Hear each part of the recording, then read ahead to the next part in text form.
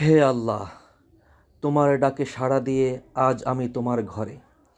চারিদিকে হাজার হাজার মানুষের ভিড়, কিন্তু আমার মনে হচ্ছে আমি শুধু তোমারই সামনে দাঁড়িয়ে। সাদা ইহরামের কাপড়ে ঢাকা প্রতিটি মানুষ যেন ভুলে গেছে তাদের পরিচয়। এখানে কোনো ধনী নেই, কোনো গরিব নেই।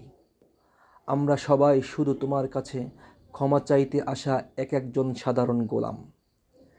পবিত্র কাবার সেই কালো গিলাফের দিকে তাকালে হৃদয়ে যে প্রশান্তি বয়ে যায়, তা পৃথিবীর আর কোথাও পাওয়া সম্ভব নয়।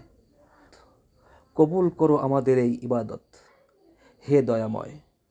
প্রতিটি মুমিনের মনে যে স্বপ্ন আছে তোমার এই ঘরটি একবার ছুঁয়ে দেখার, সেই স্বপ্ন তুমি পূরণ করে দাও। হে মাবুদ, মক্কার এই পবিত্র বাতাসে আমাদের সকল গুনাহ ধুয়ে মুছে দাও। আমাদের বারবার তোমার এই প্রিয় ঘরে আসার তৌফিক দান করো। আমিন ইয়া রব্বাল আলামিন।